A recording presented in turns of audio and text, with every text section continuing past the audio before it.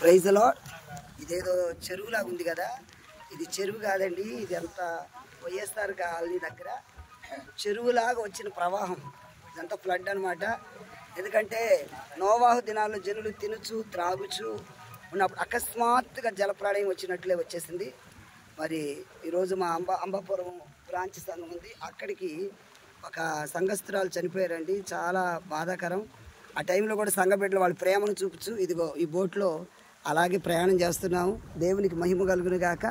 వాళ్ళ కుటుంబ ఆదరణ కొరకు, అక్కడ సమాధి కార్యక్రమం కొరకు కూడా దయచేసి ప్రార్థన చేయండి. ఆ కుటుంబ ఆదరణ కొరకు. ఇది ఒక చెరువులాగా అయిపోయింది.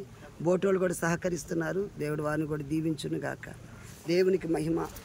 మరి ప్రార్థన చేయండి.